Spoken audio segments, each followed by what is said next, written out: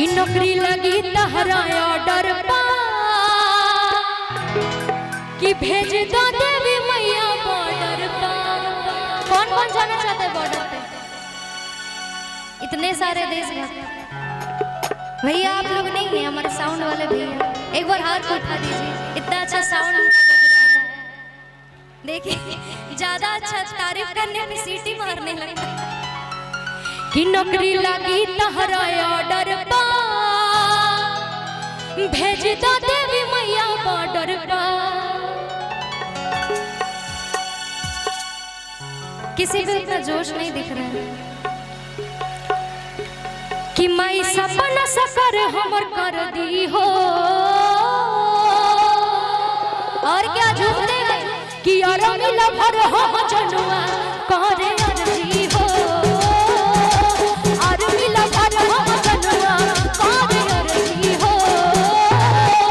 देह पर चढ़ा देवी मैया करती हो मां।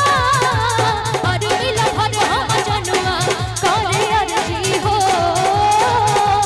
देह पर चढ़ा देवी मैया करती हो। नौकरी लगी तहरा ऑर्डर पा भेज दो देवी मैया बॉर्डर पा। नौकरी लगी तहरा ऑर्डर पा भेज दो देवी मैया बॉर्डर पा। मैं सपना सफर हमर कर दी हो।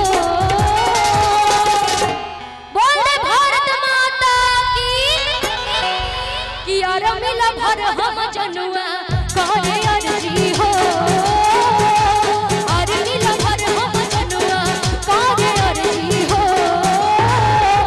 देह पर चढ़ा देवी मैया करती हो मां।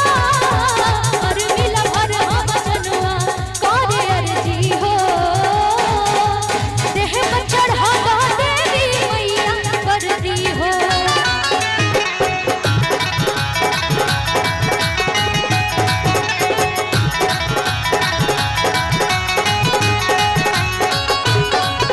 तालियों के साथ एक बार झूम ले।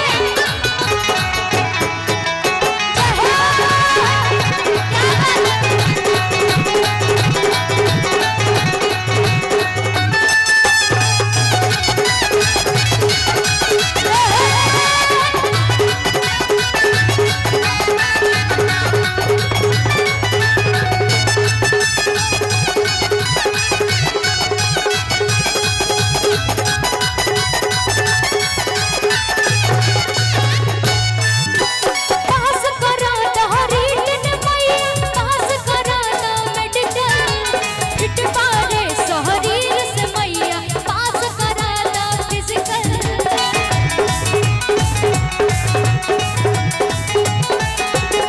अच्छा वर्ड को समझे आप लोग? जैसे आर्मी का कोई जॉइनिंग होता है, एग्जाम वगैरह देते हैं, तो क्या कह रही है प्रेमिका कि पास करा तहरी टिन मैया पास करा दा मेडिकल। फिट बारे शरीर से मैया पास करा दा फिजिकल। और क्या कहना है कि माई सृष्टि पर चले और मर्जी हो।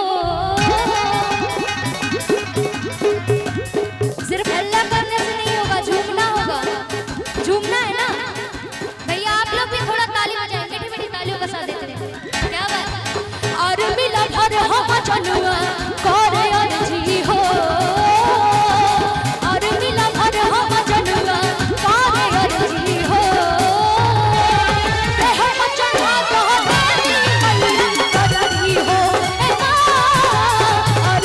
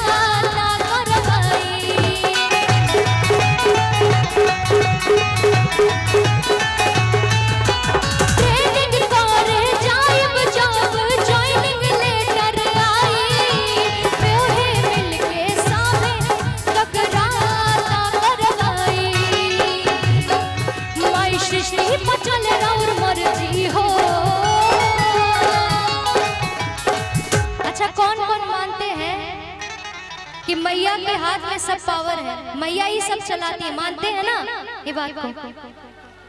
हमारी माता जी ने लगता है नहीं मानती हैं। जो भी है हाथ उठा लीजिए एक बार मैया के नाम पे, बोल दे सच्चे दरबार की, शेर वाले मैया की। अरे अरे मिला भर हम